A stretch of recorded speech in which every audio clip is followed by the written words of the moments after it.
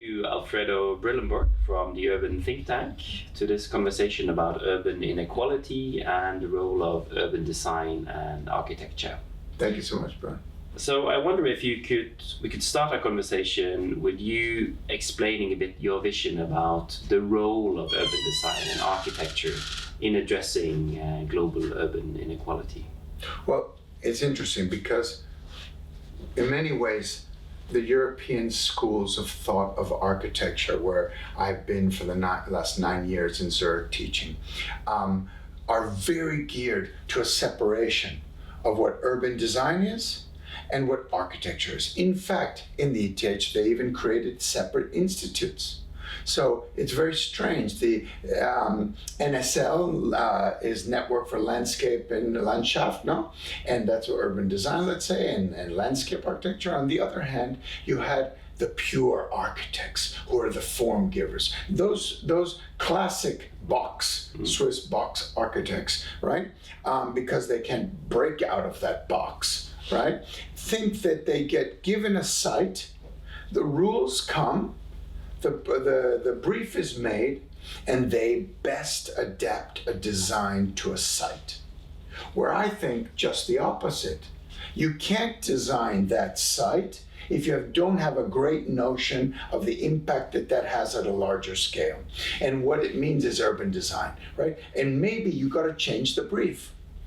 So you've got to question that brief. So you don't become just subservient to the developer, to or even the competition brief. In fact, we know that the greatest competition entries, like the one that Utzon did, in the Danish architect for Sydney Opera, was breaking the brief, setting an opera up on a podium, and then he did it with hand sketches. So he broke the brief completely, no technical drawings. It's kind of an expression of what he thought that should look. In fact, it was such a beautiful expression because it was the Sydney Harbor, and then all he did was draw those waves at the top in black charcoal as if they were clouds. Right? So it was more of an impression of the symbolism of architecture, right? At that time, but also placing it on the podium on a place, very on the harbor. So he understood the urban significance, he understood the symbolic significance, and he was a master at the technique,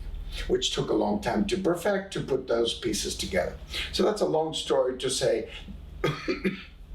Since the Renaissance, the architect and the urbanist and the thinker and the politician and the designer and the philosopher were all one.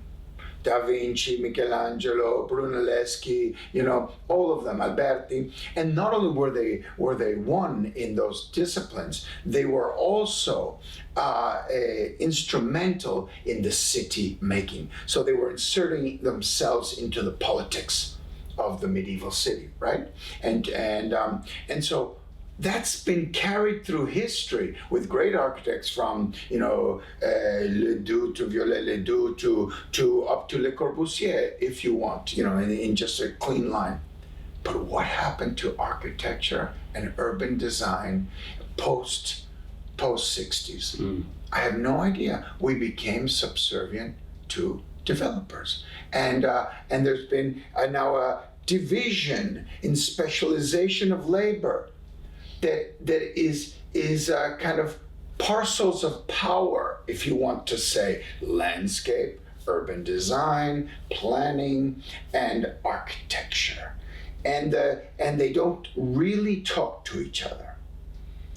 So I really believe that we have to recuperate that ground, bring those professions back together, give a degree that's called architecture, period, Punt, and that degree of architecture includes a proficiency in all of the scales that have to do with the city.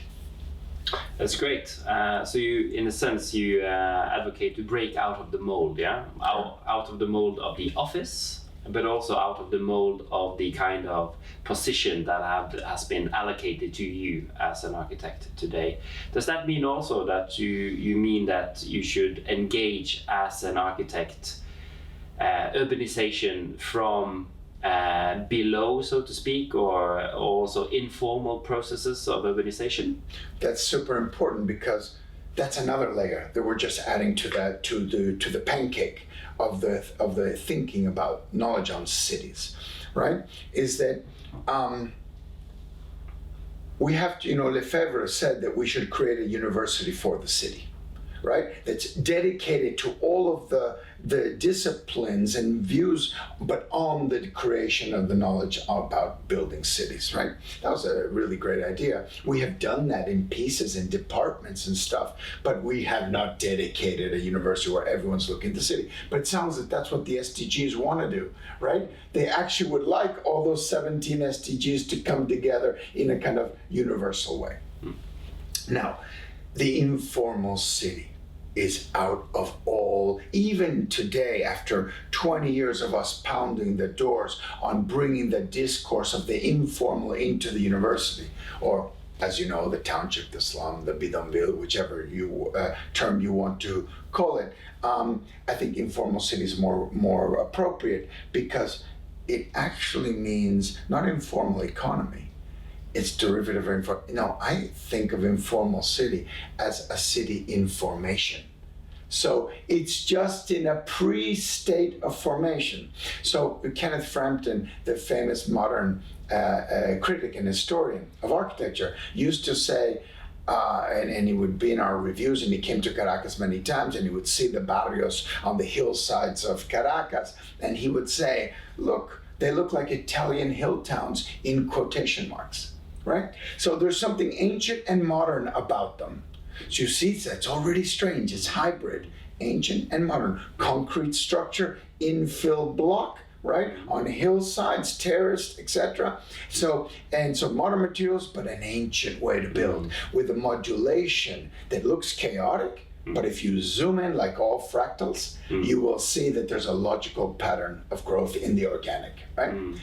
Which is there's a modularity, which is they know how to build between 4 meters and 5 meter spans. They know how to do a beam and pour a beam that is for 4 and 5 meters, and that's why all the houses have a modularity, which is Le Corbusier's domino house, which is the open frame building that gets the cheapest available materials and infill block. So now we're starting to cross-cut all through the history of architecture, and then we fall on Team 10, who broke the whole discourse on modern architecture in Siam in 1958, where they said, forget it, modern architecture comes from the vernacular. Corbu went and studied all those vernacular buildings in Greece and Istanbul, etc. He knew it. He got the terrace, the 5 points of architecture, of lifting a house on pilote, of the flat roof, of the windows en longueur. He got those from diverse observations, industry, old Greek villages, etc., who use the rooftop, who recuperate rainwater on those flat roofs. That's why it's easy to bring them down into a tank under. So the house was integrated within kind of environmental idea, etc.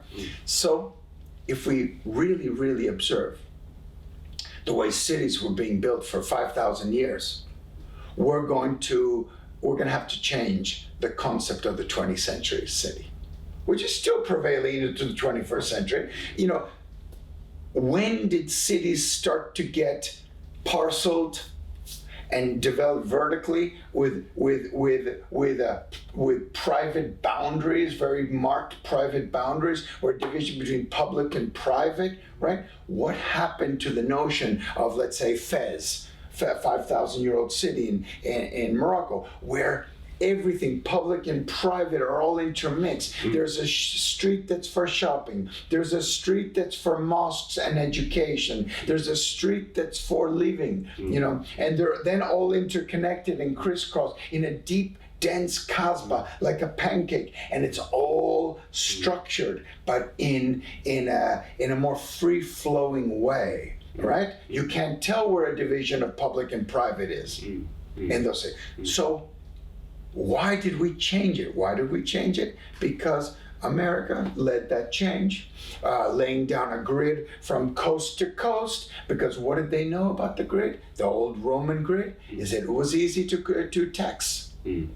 So the lane from the New York to California, they laid down a grid and they said, come, get some land. You remember the Oklahoma land run. You know, the cowboys had, blew off their guns and there was a line and then you go grab some land, right? And then that's how America got built up. It was property tax that built America. Tax, right? Very brilliant. And I heard that again in these days of conferences here of the SDGs where, sorry, I'm going on a long answer, but I heard that there's a great interest again to measure, map, and title property.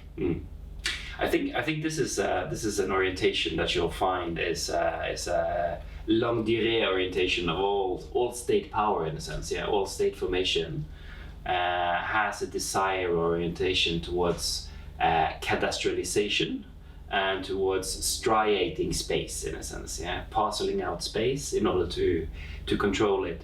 But what you seem to do with your work on the urban think tank, and I hope you can elaborate a bit on that, is to look at the generative capacity and the competences in a sense that exist out there in areas we usually think of as informal settlements or slums or whatever, and build on that harness that kind of capacity in a different way than a formal state formation would, in a sense. Is that a correct? That's absolutely correct. You couldn't have said it better. And it's not that I don't agree that there has to be some ownership. Like, I'm not against market forces. I'm just for a popular market force where the trickle down really gets down to the people who are building the neighborhoods. So the barrios, or if you want, let's say we do put property rights on them, we tax them, we determine, we give them mortgages. If they have no jobs, if they're not near transportation hubs, if they don't have toilets and bathrooms, if they don't have all the other things, public space, schools, hospitals, which they don't, green spaces, all the other things that a normal city should have, yet we want to tax them again? So you're going to break the camel's back, right? It already happened. Hernando de Soto wrote The Mystery of Capital. It's quite a smart book. It's like a one-liner. Give property titles, right? But he went out, the World Bank tried to help him in I believe it was in Egypt. It was a failure. Because the poor can't be taxed, because the poor can't pay water and they can't pay electricity and they can't pay all of this when they're just starting to get off the ground. That's where we said there must be another way to create property. So we have co-ops, we have a cooperative property, which even in New York you have. You even probably have it in Norway, where you can buy shares of a building rather than individual property of a building, right?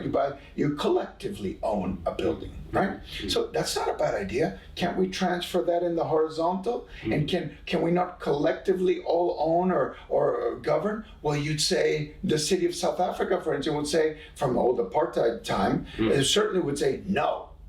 We must divide, and we must separate because the informal quarters do not know how to take care of their own public space. They don't know how to coordinate amongst themselves. Well, that's a myth. Since the 60s, and John Turner, you might remember fantastic John Turner was at the AA and started a whole development program for the AA in London. John Turner went down and he wrote the book By the People, Architecture by the People, or I forget what it was. He proved to the UN that when they came into a village that was organically working in India or Middle East, came into a village and organically working, where the streets were not paved, but they were swept, they were clean, there was a chieftain, there was a hierarchy within the village, everyone understood, there was a sharing of duties, of the milk, the cow, the food, all the duties were shared. It was cohesive and it was culturally vibrant. UN comes in, changes the water well, puts in infrastructure, paves the roads. Then you got flooding because the roads and the paving, the levels changes and water moves much quicker. And then the public space, the squares and the things that they thought were doing a good duty, no one took care of. They became trash receptacles because they know that's the city should clean them. So this idea that development has to be, as you say, with this division of let's say of capital in a way, right? What is public and what is private, I really believe is wrong. So therefore, 19th century city was the industrial city, and it was horizontal. Let's say it was sprawl. The industrial city sprawled out. The 20th century city was vertical. Suddenly they decided that property should be extruded vertically, right? And you get it all over. And of course, it was more about also bringing new infrastructures in. The 21st century city, I say, is diagonal, meaning we should mix public and private together in one melange that makes it impossible to break society down into pieces. So in other words, you're co-responsible. It's the old idea of the Dutch and the dike. You know, if one family has the responsibility and it goes turning in the village, one family has the responsibility of watching over the dike so that the water levels are, and if that guy didn't wake up, and then the whole town flooded, right? So how can we do urbanization that creates co-responsibility, that creates trust again, and that creates a more cohesive, if you want, egalitarian society? And builds on the actual knowledges and competences that are out there, in a sense, yeah? Because what you're saying is that the notion of the template city that can be sort of rolled out with development interventions around the world does not work. You know?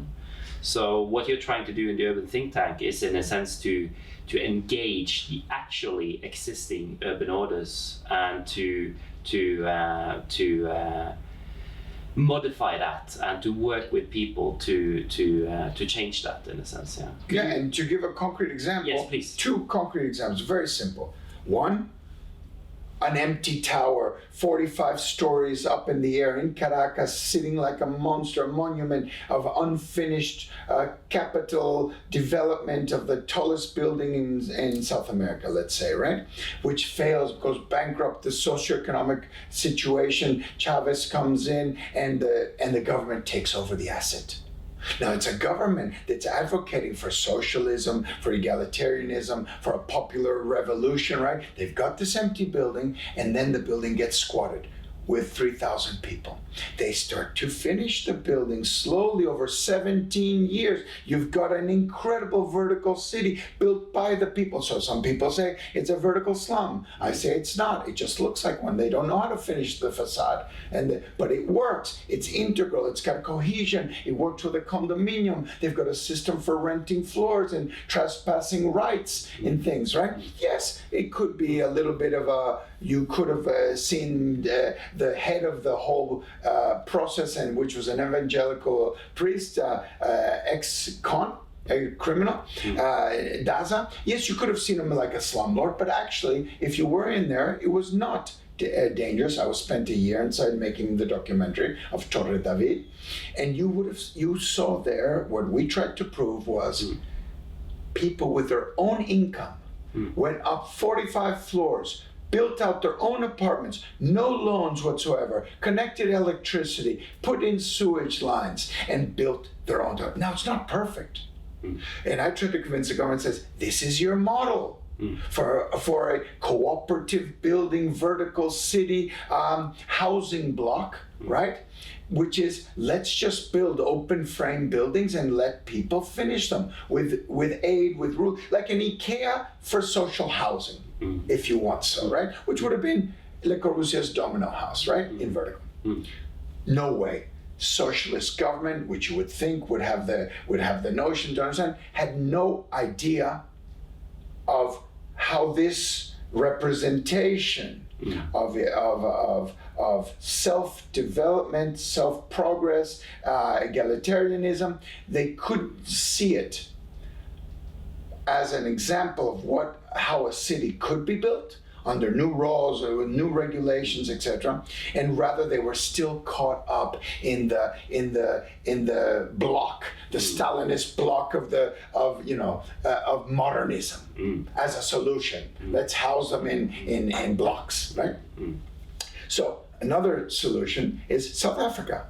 South Africa post-Mandela, which is a very different story. Post-Mandela, there's a great constitution, it says a house for all, but they can't keep building a house for all because land is getting scarce. They're pushing people outside to the city in these RDP houses. But then inside the city, they've got incredible undense areas, patches, which are squatted lands, which is 1 million strong in Cape Town, right next to the airport, Kailish, So an NGO, Kailami, calls us and says, look, this is a very interesting situation here. We have 300 people on a squatted piece of land, but they want to make a cooperative. Can you help us? I said, yes. So how do we do it? We just declare it. So outside the law, they're already de facto owning the land for 40 years. So they don't need a stamp and a paper. They've got rights because who's going to bulldoze them out? That would be apartheid government, right? Who would bulldoze? So imagine, here we are, post-Mandela, South Africa, progressive constitution, and they don't know what to do with their own townships. And all the townships are asking for is some aid, some help to develop themselves, right? And what are they getting? They're getting provisional electricity lines that they call like trees, poles and electricity, and they're getting toilets in a row and water taps, incredibly dangerous and precarious situation. That's the way to tackle post-apartheid South Africa? No. So we went in, we created a kind of conceptual game. We said, we declare this property yours, and now you guys have to see how you develop it. So we create all kinds of tools that were very useful for participatory planning. People came together, they could shift their house, they could put it up 2 and 3 stories, they could trade square meters because if the whole piece of land is split among 74 families, which is 300 people, they could reorganize themselves in groups and clusters. What happens once you introduce a typology, which is what they don't know, which is the row house typology, which built Amsterdam, London, it's a good one. The row house, we suddenly had leftover land. That leftover land could become public space, children's playgrounds, all the missing infrastructures. It could also produce energy. We could have solar panels, etc., on all the houses. And then we could build rental housing and have a community center. All of that within the same parcel. It's just a redistribution of assets, right? And square meters. Well, we did it. We found the funding, we created a little savings and loans bank among them. They're paying for 15% of the house. And we came in at the same price per unit, 50 square meters, divided in 2 and 3 floors at times, opening shops on the ground floor so that they could have an income to be able to pay back the little loan. And we give them a shell that they can finish over time, right? So there is a little bit of knowledge of the architect, of the builder, who has to come in and figure out the best way, the most efficient way to build. But all the labor, all the intelligence came from the people themselves. So they know how to build. What they don't have access to is finances. They don't have access to maybe changing the laws. But today, I can proudly say, the Empower Shack, which is empowering people, could be done and spread across South Africa. And it is a model of how to organize, and we have that now down to a methodology, how to reorganize and do what we call advanced blocking out. So there I give you 2 examples that are in 2 different contexts that are addressing some of these issues. We call it we want to say maybe rupturing research. Research that can rupture the existing models or legalities, because you have legality of the people on the ground, the way they settle the land and their rules. You have constitutional legality, and then you have market force. And those are not talking to each other. No.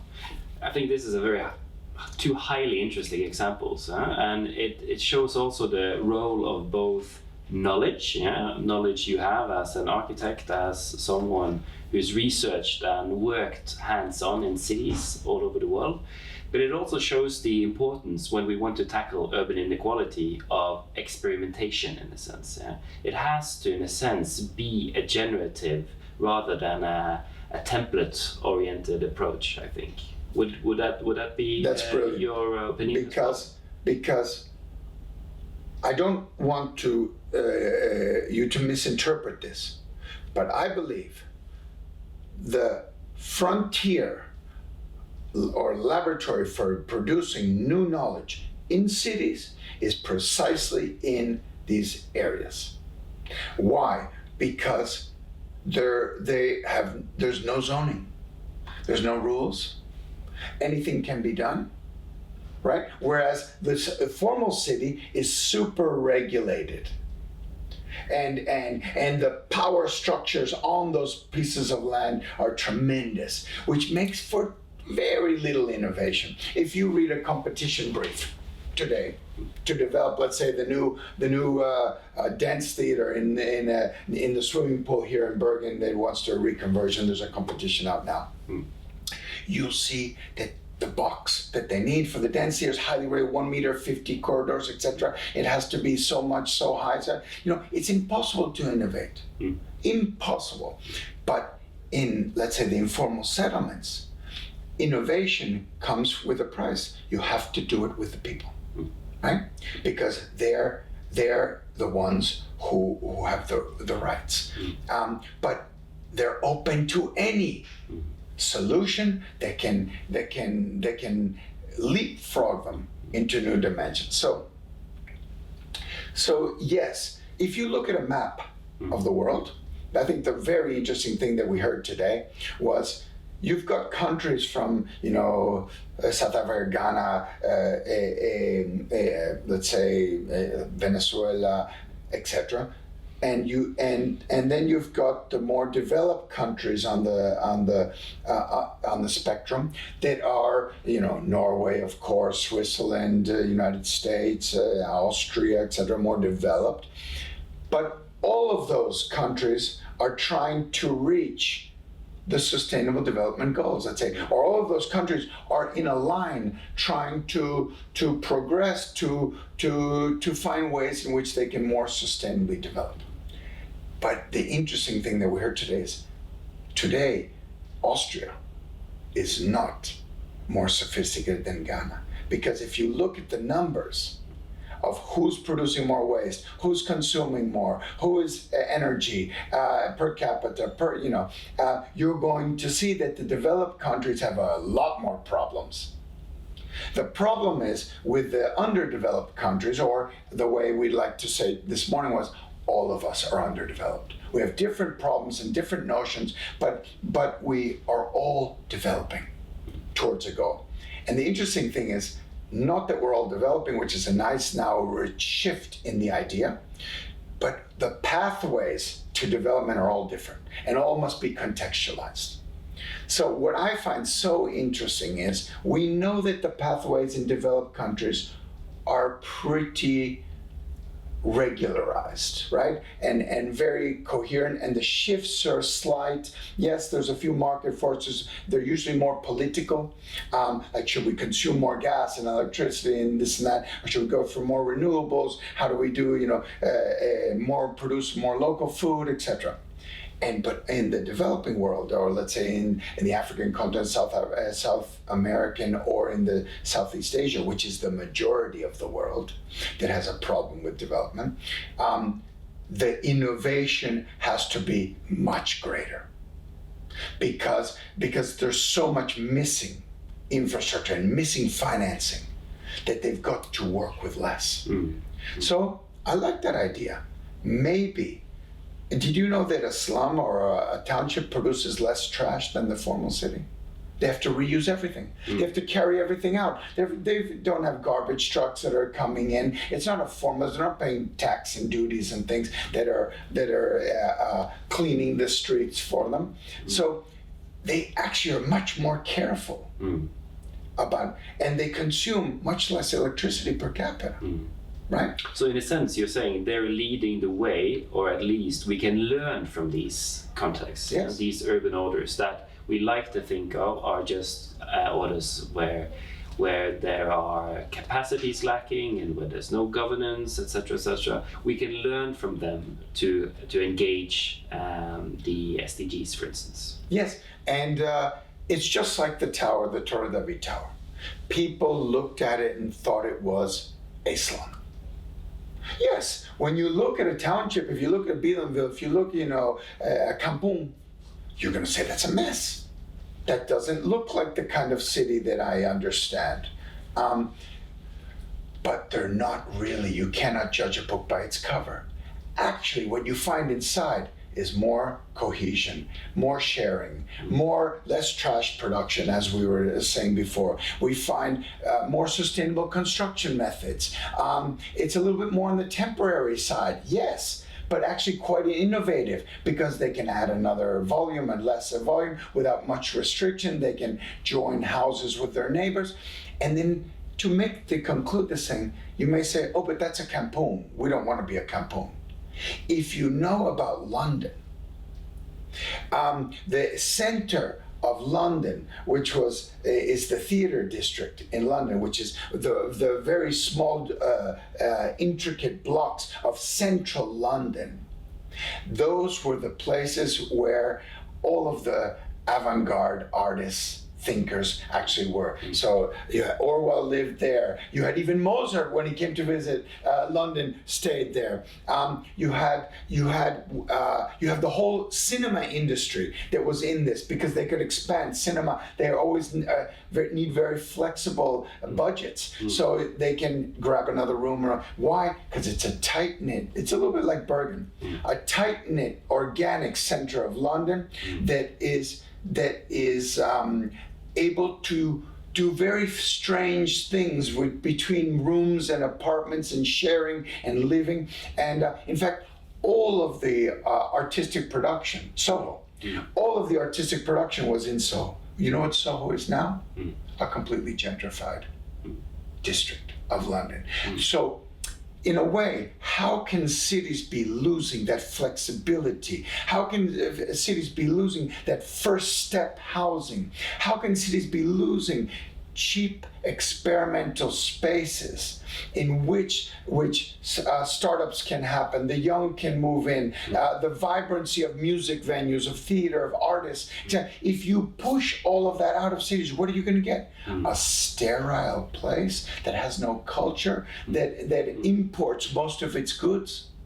Right? And has no intellectual production, because those things are either pushed out to the periphery. Even Zurich pushed out its university to a campus in the suburb of the top of a hilltop. It took it out of the city.